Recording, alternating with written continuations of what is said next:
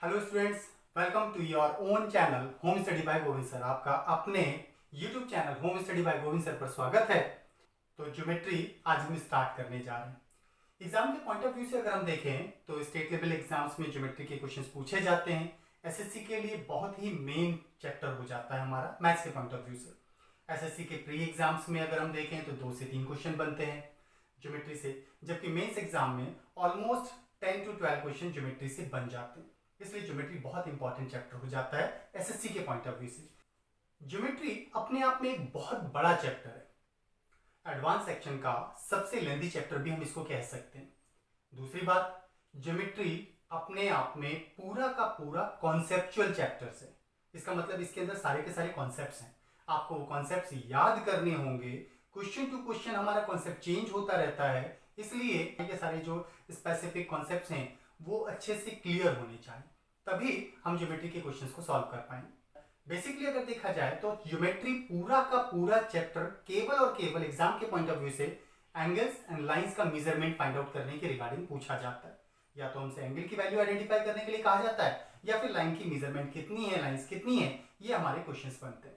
Okay, अब geometry क्योंकि lengthy chapter है, हम इसे सिंगल लेक्चर में तो फाइंड आउट नहीं कर पाएंगे, तो इसके डिफरेंट लेक्चर्स होंगे। सो प्लीज सारे लेक्चर्स को ध्यान से देखिएगा ताकि आपका ज्योमेट्री का कॉन्सेप्ट स्ट्रांगली पूरा क्लियर हो सके। एग्जाम के पॉइंट ऑफ व्यू से हमारा सबसे बेसिक कॉन्सेप्ट ज्योमेट्री का एंगल्स है, और एंगल्स की वैल्यू आइडेंटिफाई करने के लिए कहा जाता है। एंगल डिफरेंट टाइप के होते हैं। क्या है एंगल्स, चलिए उनको देखते हैं। एंगल्स को मेजरमेंट के बेसिस से हम मेजरमेंट के बेसिस पर 6 डिफरेंट कैटेगरीज में डिवाइड कर सकते हैं। जितने डिग्री का एंगल उसके अकॉर्डिंग उसका एक स्पेसिफिक नेम। चलिए स्टार्ट करते हैं कौन कौन से एंगल से देखें। तो हमारा फर्स्ट एंगल है एक्यूट एंगल। ये कहलाता है न्यून कोण।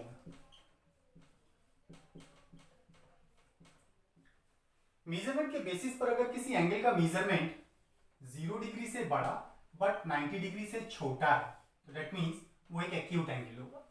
क्लियर? ठीक है। से सेकंड एंगल की अगर हम बात करें, सेकंड एंगल है राइट एंगल, समकोण कहलाता है। एग्जैक्टली 90 डिग्री मेजरमेंट का एंगल हमारा समकोण कहलाता है। थर्ड एंगल है ऑब्ट्यूस एंगल, और ऑब्ट्यूस एंगल को हिंदी में कहा जाता है अधिक कोण। अगर किसी एंगल का मेजरमेंट 90 डिग्री से बड़ा बट 180 से छोटा है तो उसे ऑब्ट्यूस एंगल कहा जाता है, अधिक कोण कहा जाता है। हमारा फोर्थ एंगल है स्ट्रेट एंगल, रेखा कोण, ऋजु कोण या सरल कोण कहा जाता है इसे। अगर किसी एंगल का मेजरमेंट एग्जैक्टली 180 डिग्री हो तो उसे हम कहते हैं स्ट्रेट एंगल, तो वो कहलाता है स्ट्रेट एंगल या रेखा कोण, ऋजु कोण, सरल कोण इसे कहा जाता है। Exactly 180 degree measurement straight angle होता है। नेक्स्ट फिफ्थ एंगल है हमारा रिफ्लेक्स एंगल, इसे हिंदी में कहा जाता है वृहत्त कोण। अगर किसी एंगल का मेजरमेंट 180 डिग्री से बड़ा लेकिन 360 डिग्री से छोटा है, दैट मींस 180 से 360 के बीच का कोई भी एंगल है तो उसे हम रिफ्लेक्स एंगल कहते हैं। एंगल के पॉइंट ऑफ व्यू से अगर हम बात करें तो एग्जाम में जनरली हमसे जो एंगल्स का मेजरमेंट के रिगार्डिंग क्वेश्चन ज्योमेट्री में पूछा जाता है वो अप टू 360 डिग्री ही होता है, इसलिए हम अप टू 360 डिग्री के रिगार्डिंग ही बात कर रहे हैं। जबकि हमने ट्रिग्नोमेट्री में पढ़ा था एंगल्स का मेजरमेंट 1000 2000 डिग्री का भी हो सकता है। ओके, पर्टिकुलर पॉइंट पर राउंड फॉर्मेट में हम 360 को जितनी बार रोटेट करते जाएंगे वो एंगल बढ़ता चला जाएगा। लेकिन ज्योमेट्री में जनरली 360 डिग्री तक के एंगल्स की वैल्यू के रिगार्डिंग ही क्वेश्चन पूछा जाता है, इसलिए हम यहाँ पर रिफ्लेक्स एंगल वृत्त कोण को अप टू 360 डिग्री कह रहे हैं। ओके, और किसी एक पर्टिकुलर पॉइंट पर मैक्सिमम कितने डिग्री का एंगल बन सकता है उसे कहा जाता है complete angle, that is complete angle. इसे पूर्ण कोण कहा जाता है। That means exactly 360 degree measurement का जो एंगल होगा उसे हम कंप्लीट एंगल या फिर पूर्ण कोण कहते हैं, that is our sixth angle. तो इस तरह से एंगल्स को मेजरमेंट के बेसिस पर किसी एक पर्टिकुलर पॉइंट पर, क्योंकि मैक्सिमम 360 डिग्री का एंगल ज्योमेट्री में कंसीडर किया जाता है, सो उसके अकॉर्डिंग एंगल्स के मेजरमेंट के बेसिस पर हमारे ओवरऑल ये 6 एंगल्स के टाइप्स हो जाते हैं। मेजरमेंट के बेसिस पर एंगल्स के टाइप्स के बाद अब हम बात करते हैं ऐसे एंगल्स के रिगार्डिंग जो पेयर्स में यूज होते हैं, that is they are known as paired angles. और पेयर्ड एंगल्स के रिगार्डिंग भी क्वेश्चन का कॉन्सेप्ट बनता है, इसलिए उन्हें भी देखते हैं क्या है paired angles. First pair angle है हमारा कॉम्प्लीमेंट्री एंगल्स। कॉम्प्लीमेंट्री एंगल्स को हिंदी में पूरक कोण या फिर कोटिपूरक कोण कहा जाता है? क्या होते हैं? जब दो एंगल्स का मेजरमेंट का सम एग्जैक्टली 90 डिग्री हो। अगर दो एंगल्स के मेजरमेंट का सम एग्जैक्टली 90 डिग्री है तो फिर एक एंगल को दूसरे का कॉम्प्लीमेंट्री एंगल कहा जाता है, दूसरे का पूरक कोण कहा जाता है। Then angle A is complementary angle of angle B, means कोण ए को कोण बी का पूरक कोण कहा जाएगा, और ठीक ऐसे ही कोण बी को कोण ए का पूरक कोण कहा जाएगा। That means angle B is complementary angle of angle A. That means अगर दो एंगल्स का सम एग्जैक्टली 90 डिग्री है तो फिर एक एंगल दूसरे का कॉम्प्लीमेंट्री कहलाता है। ओके, लाइक सपोज हमारे पास एंगल के मेजरमेंट के अकॉर्डिंग अगर बात करें, कहीं पर 20 डिग्री का एंगल और हमसे कहा जाए इसका कॉम्प्लीमेंट्री एंगल बताओ, तो 20 का कॉम्प्लीमेंट्री एंगल होगा 70 डिग्री। दोनों एंगल्स का सम 90 डिग्री। ओके, तो इसका कॉम्प्लीमेंट्री ये हो जाएगा और 70 डिग्री का कॉम्प्लीमेंट्री होगा 20 डिग्री। दैट मींस जब दो एंगल्स का सम एग्जैक्टली 90 डिग्री हो, 20 और 70 का सम 90 डिग्री, तो एक को दूसरे का कॉम्प्लीमेंट्री एंगल कहा जाता है। सो 20 का कॉम्प्लीमेंट्री एंगल 70 और 70 का कॉम्प्लीमेंट्री एंगल 20 डिग्री हो जाएगा। सेकंड पेयर्ड एंगल हमारा आता है सप्लीमेंट्री एंगल्स, इसे हिंदी में कहते हैं संपूरक कोण। जैसा अभी कॉम्प्लीमेंट्री का कॉन्सेप्ट था, ठीक ऐसा ही है सप्लीमेंट्री एंगल का कॉन्सेप्ट। अगर दो एंगल्स का सम एग्जैक्टली 180 डिग्री हो तो फिर एक को दूसरे का सप्लीमेंट्री एंगल कहा जाता है। ए और बी दोनों एंगल्स का संबंध में 180 डिग्री लिया हुआ है, that means A angle B का सप्लीमेंट्री और बी ए का सप्लीमेंट्री हो जाएगा, संपूरक हो जाए। दैट मींस दो एंगल्स का सम 180 डिग्री है तो angle A is supplementary angle of angle B.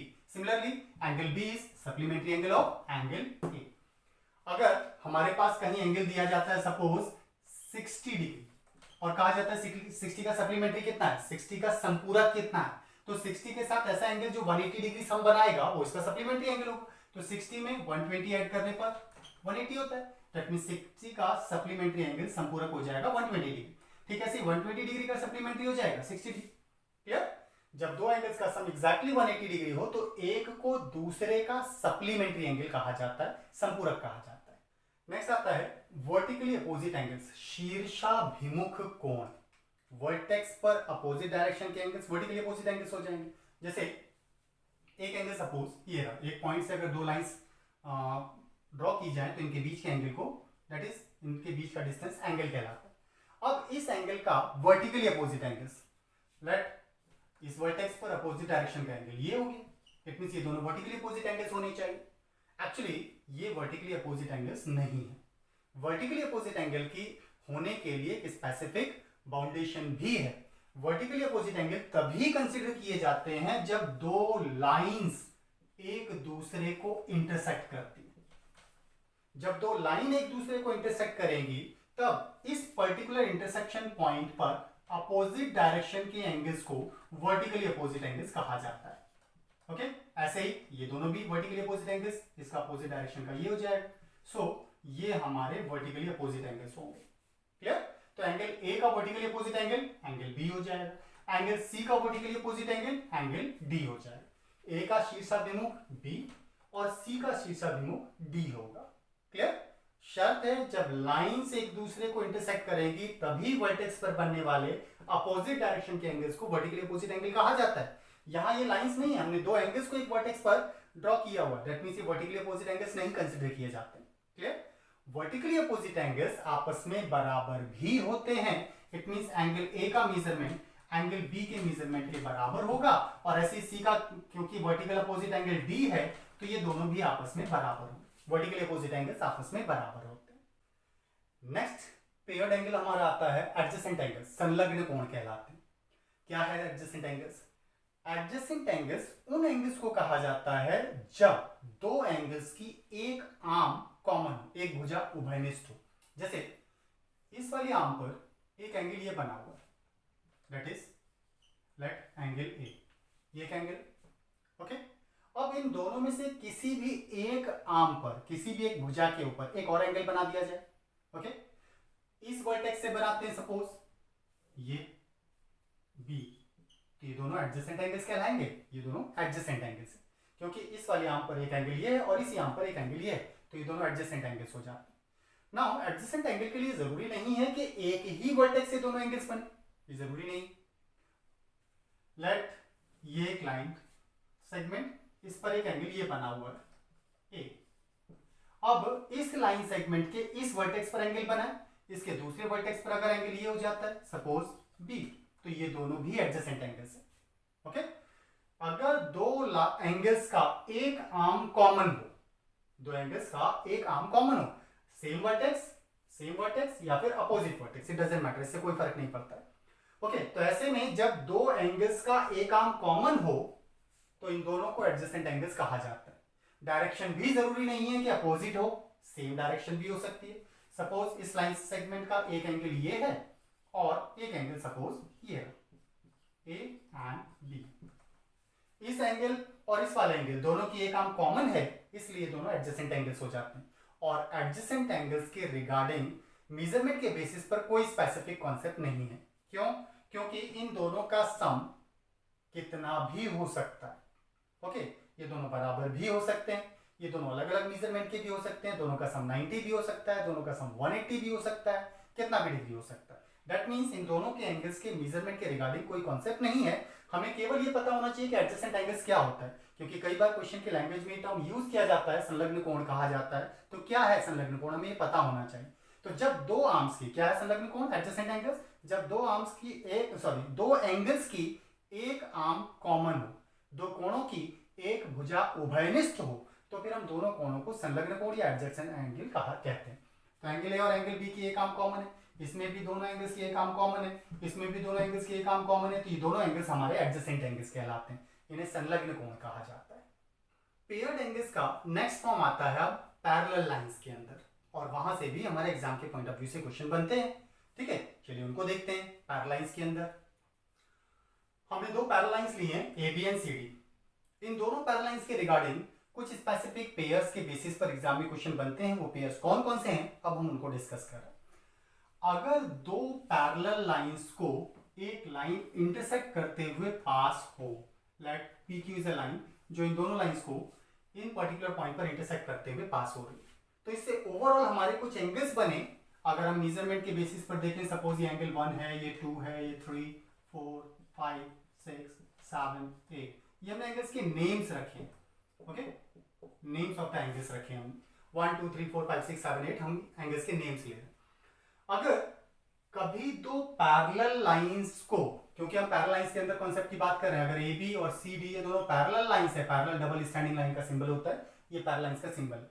अगर ये दोनों समांतर रेखाएं, पैरेलल होता है समांतर रेखा, अगर ये ए बी और सी डी आपस में पैरेलल है, तो इन पैरेलल लाइंस में ही कॉन्सेप्ट है, इसलिए हम पैरेलल लाइंस की बात कर रहे हैं।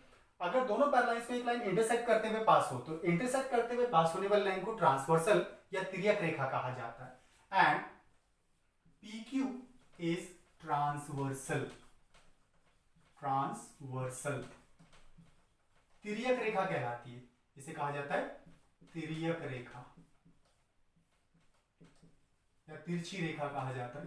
अगर दो समांतर रेखाओं को एक तिर्यक रेखा काटते हुए जाए, दो पैरेलल लाइंस को एक ट्रांसवर्सल इंटरसेक्ट करे, तो इससे ओवरऑल ये जो 8 एंगल्स बनते हैं, इन 8 एंगल्स के अंदर कुछ स्पेसिफिक पेयर्ड एंगल्स हैं। उन पेयर्ड एंगल्स को हम स्टडी करने जा रहे हैं। तो इनमें से पहला पेयर्ड एंगल है हमारा करस्पॉन्डिंग एंगल्स, इन हिंदी में कहते हैं संगत कोण। क्या है करस्पॉन्डिंग एंगल? अब करस्पॉन्डिंग एंगल के कॉन्सेप्ट को समझने के लिए दोनों पैरेलल लाइंस के सेम साइड, दैट मींस अगर ऊपर तो दोनों ऊपर, नीचे तो दोनों नीचे, और ट्रांसवर्सल की सेम साइड, अगर राइट साइड का एंगल तो दूसरा भी राइट साइड में ही होना चाहिए, ऊपर तो दूसरा भी ऊपर ही होना चाहिए। ऐसे एंगल्स के पेयर्स को हम करस्पॉन्डिंग एंगल्स कहते हैं। ओके, संगत कोण कहते हैं। दोनों समांतर रेखाओं की समान दिशा में और तिर्यक रेखा के एक ही ओर के कोणों को का जो पेयर है उसे हम करस्पॉन्डिंग एंगल संगत कोण कहते हैं।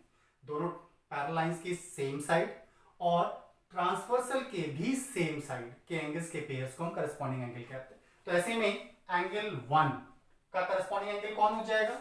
एंगल 1 क्या है? इसके ऊपर है, तो दूसरा भी इसके ऊपर और ट्रांसवर्सल के सेम साइड, दैट मींस 6 होना चाहिए, तो 1 का करस्पॉन्डिंग एंगल हो जाएगा एंगल 6।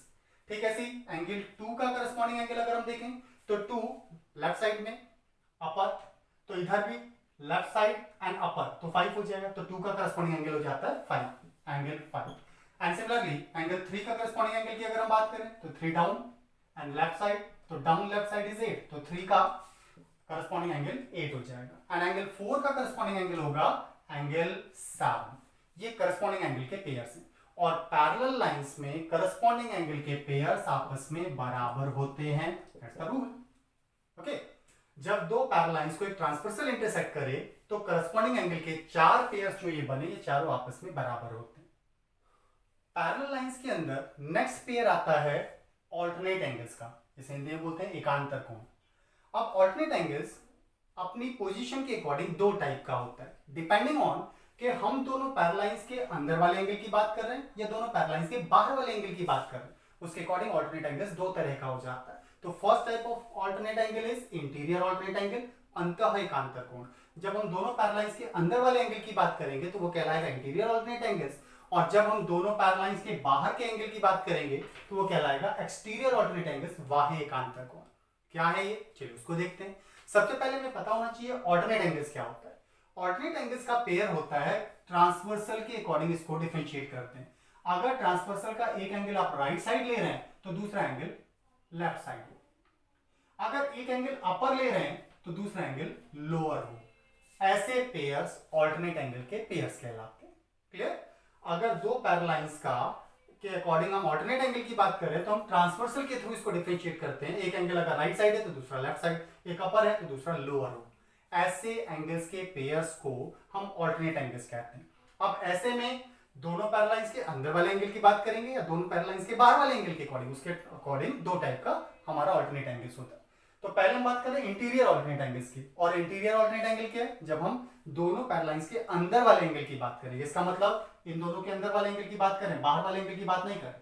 सपोज हमने एक लेफ्ट साइड लोअर लिया तो दैट इज 3, तो दूसरा इसका इंटीरियर ऑल्टरनेट एंगल कौन सा हो जाएगा, right side and upper, that means this one. इन दोनों के अंदर तो 3 and 6 ये हमारा इंटीरियर ऑल्टरनेट एंगल का पेयर हो जाता है। दैट मींस एंगल 3 का इंटीरियर ऑल्टरनेट एंगल 6 हो जाए, दैट इज एंगल 6। और ठीक इसी तरीके से अगर हम इंटीरियर ऑल्टरनेट एंगल 4 लेते हैं तो 4 का इंटीरियर ऑल्टरनेट एंगल, क्योंकि ये राइट साइड लोअर है तो फिर लेफ्ट साइड अपर होना चाहिए, तो ये हो जाएगा 4 का 5।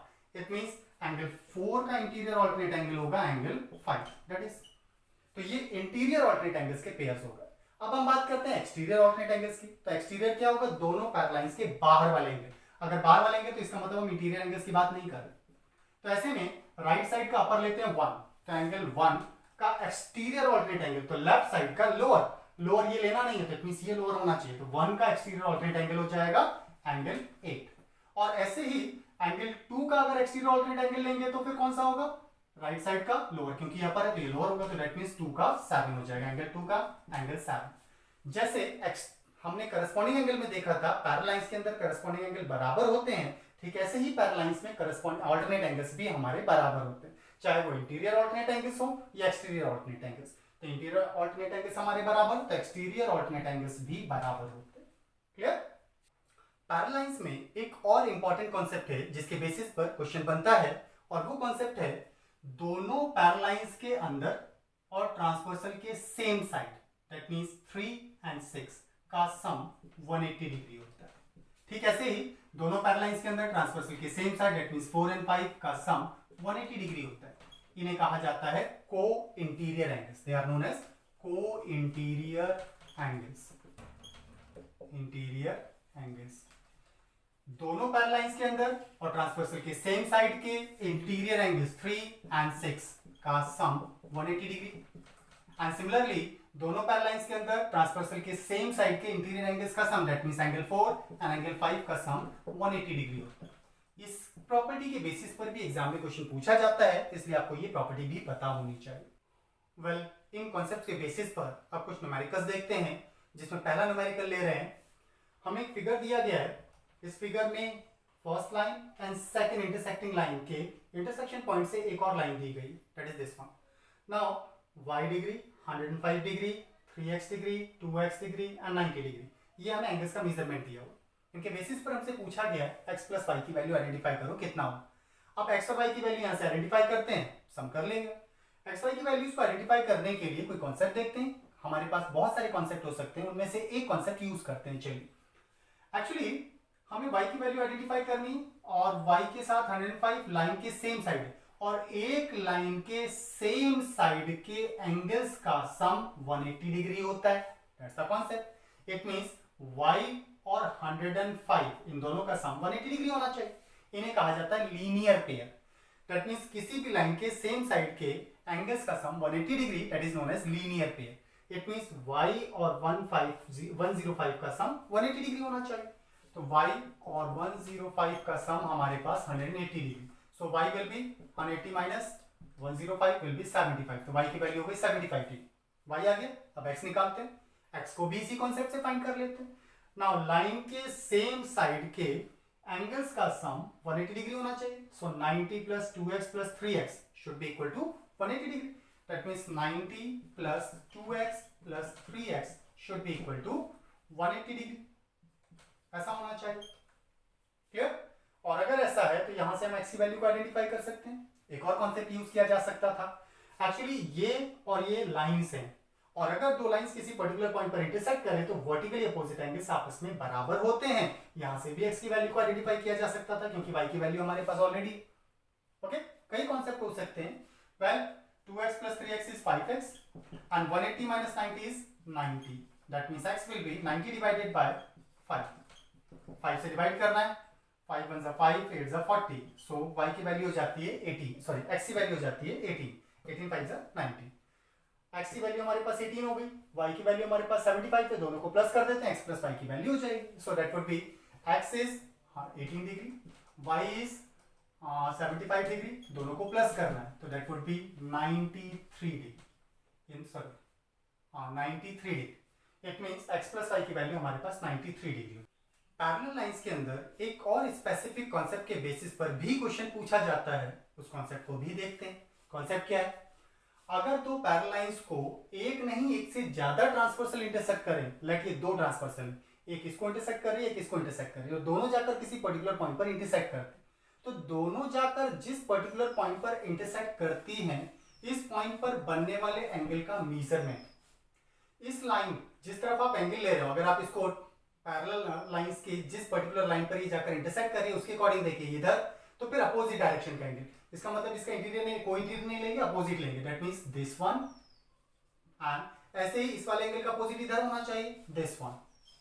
ये इन दोनों एंगल्स के सम के बराबर होता है, a प्लस b। इस कॉन्सेप्ट के बेसिस पर भी क्वेश्चन पूछा जाता है। क्या है कॉन्सेप्ट? अगर दो पैरेलल लाइंस को दोनों में से हर एक को एक एक ट्रांसवर्सल इंटरसेक्ट करके किसी पर्टिकुलर पॉइंट पर जाकर इंटरसेक्ट कर, ठीक है, दो समांतर रेखाओं को अलग अलग दो तिर्यक रेखाएं काटते हुए किसी पर्टिकुलर पॉइंट पर जाकर एक दूसरे को काटें, तो जहां जाकर ये काटेंगे उसके एक साइड बनने वाले एंगल का मेजरमेंट अपोजिट डायरेक्शन पर बनने वाले एंगल के मेजरमेंट के सम के बराबर होता है। इसके बेसिस पर भी क्वेश्चन पूछा जाता है। आप इसको ऐसे भी समझ सकते हैं, ये वैल्यू यहां कैसे आई, अगर इसकी हम बात करें, पैरेलल लाइन में जब भी एक से ज्यादा ट्रांसवर्सल के रिगार्डिंग कोई क्वेश्चन पूछा जाए, तो जिस पर्टिकुलर पॉइंट पर जाकर एक से ज्यादा ट्रांसवर्सल एक दूसरे को इंटरसेक्ट कर रही है, वहां पर आप पैरेलल लाइंस के पैरेलल एक लाइन ड्रॉ कर लीजिए, आपके सारे कॉन्सेप्ट पैरेलल लाइंस के अपने आप क्लियर हो जाएंगे। तो अगर इस पर्टिकुलर पॉइंट पर हम पैरेलल लाइंस के पैरेलल एक लाइन ड्रॉ करना चाहें, इस तरह से इस इंटरसेक्शन पॉइंट पर, ट्रांसवर्सल के इंटरसेक्शन पॉइंट पर हमने पैरेलल लाइंस के पैरेलल एक लाइन ड्रॉ कर दी। अब ये पैरेलल लाइंस के पैरेलल अगर कोई लाइन है तो वो भी इनके पैरेलल ही होगी, दैट मींस ये तीनों आपस में पैरेलल लाइंस होंगे। अब इन दोनों पैरेलल लाइंस के अकॉर्डिंग अगर हम देखें तो इन दोनों पैरेलल लाइंस का एक एंगल हमें गिवन है, और ये एंगल दोनों पैरेलल लाइंस के अंदर है और ट्रांसवर्सल इंटरसेक्ट कर रही है, तो ये एंगल इसके बराबर होना चाहिए, दैट मींस ये ए हो जाना चाहिए, इतना पोर्शन।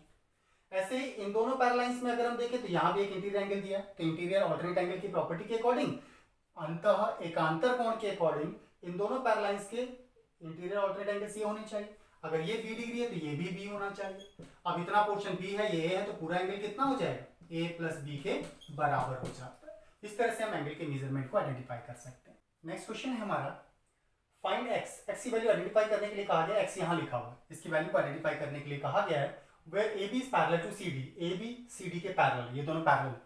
अब इन दोनों पैरेलल लाइंस को ये ट्रांसवर्सल और ये ट्रांसवर्सल, दो ट्रांसवर्सल इंटरसेक्ट कर रही है, दोनों आकर इस पर्टिकुलर पॉइंट पर इंटरसेक्ट हुई। अब इस पॉइंट पर बनने वाले इंटीरियर एंगल, इस एंगल की अगर हम बात करें तो ये एंगल अपोजिट एंगल्स के सम के बराबर होता है, तो एक अपोजिट एंगल है, इसको फाइंड कर लेते हैं। ये एंगल अगर हमने फाइंड कर दिया तो इन दोनों के सम के बराबर ये एंगल होना चाहिए। ओके, ये 100 है, लाइन पर बनने वाले एक ही साइड के इंटीरियर एंगल्स का सम 180 डिग्री होता है। अगर ये 100 है तो ये कितना हो जाएगा, ये हो जाएगा 80 डिग्री। ये 80 है, ये 30 है, इन दोनों की सम के बराबर x प्लस 10 होना चाहिए। So x plus 10 should be equal to 80 plus 30 that is 110। अगर ऐसा है तो x की वैल्यू कितनी हो जाएगी, 10 उधर जाकर माइनस हो जाएगा, 100 डिग्री। इट मींस x की वैल्यू हो जाती है 100 डिग्री। हमसे x पूछा था, x प्लस 10 नहीं पूछा है, सो x विल बी 100 डिग्री। चलिए एक और क्वेश्चन देखते हैं। नेक्स्ट क्वेश्चन है, ये एक फिगर दिया गया है, इस फिगर में कहा गया है AB is parallel to CD, AB is parallel to CD and D is parallel to BF, DE is parallel to BF, ये इसके पैरेलल है। एंगल्स की मेजरमेंट दी है, एंगल A 40 डिग्री है, एंगल C ट्रायंगल के इंटीरियर एंगल 65 डिग्री है, और angle X की वैल्यू आइडेंटिफाई करने के लिए कहा find X and ACD angle, ACD इस एंगल को फाइंड करना, ये वाला एंगल और X एंगल, इनको मेजर करने, इनका मेजरमेंट आइडेंटिफाई करने के लिए कहा गया। चलिए ट्राई करते हैं। एक्चुअली पैरेलल के कॉन्सेप्ट के अकॉर्डिंग देखें तो ये दो पैरेलल लाइंस हैं, इन दोनों में एग्जैक्टली डायरेक्ट एंगल का मेजरमेंट हमारे पास 40 डिग्री यहां पर है। तो दो पैरेलल लाइंस को अगर एक ट्रांसवर्सल इंटरसेक्ट करे तो ऑल्टरनेट एंगल्स आपस में बराबर होते हैं, दैट मींस ये एंगल शुड बी 40 डिग्री। तो ये हमारा 40 डिग्री का मेजरमेंट हो जाना चाहिए। Is it clear? तो हम इस एंगल को ट्रायंगल के इंटीरियर एंगल्स के प्रॉपर्टी को की बजाय पैरेलल लाइंस के कॉन्सेप्ट के थ्रू भी क्वेश्चन को सॉल्व कर सकते हैं। तो दो पैरेलल लाइंस को ट्रांसवर्सल इंटरसेक्ट कर रही है, तो ऐसे में इंटीरियर ऑल्टरनेट एंगल्स आपस में बराबर होंगे, तो ये 40 तो ये भी 40 हो गया। एक एंगल हमसे एसीडी पूछा था, उसका मेजरमेंट 40 डिग्री होगी। अब हमसे कहा इस एंगल का मेजरमेंट बताओ। ये angle actually parallel lines in दोनों के लिए आ रही है। अगर ये दोनों पैरेलल लाइंस हैं तो फिर इन दोनों पैरेलल लाइंस को एक ट्रांसवर्सल इंटरसेक्ट कर रही है, तो फिर इंटीरियर ऑल्टरनेट एंगल्स बराबर होने चाहिए, दैट मींस ये एंगल इस एंगल के बराबर होना चाहिए। So x will be equal to इन दोनों का सम, that means x is equal to 65 plus 40 that is 105 degree. x का मेजरमेंट 105 डिग्री हो जाएगा। नाउ लाइंस एंड एंगल्स, हम एंगल्स के रिगार्डिंग में बात कर रहे हैं, तो एंगल्स के रिगार्डिंग हमने जितने कॉन्सेप्ट थे उनको ऑलमोस्ट डिस्कस करने की कोशिश की है। अब इसके न्यूमेरिकल्स आप ट्राई कीजिए। अगले लेक्चर में हम ज्योमेट्री के अगले कॉन्सेप्ट ट्राइंगल्स के कॉन्सेप्ट्स को स्टडी करेंगे। ओके, तो आज के लिए इतना ही। Thank you for today. अगर आपको हमारा वीडियो लेक्चर पसंद आता हो तो प्लीज हमारे चैनल को सब्सक्राइब, लाइक एंड शेयर जरूर कीजिएगा। आज के लिए इतना ही। Thank you for today. Thank you.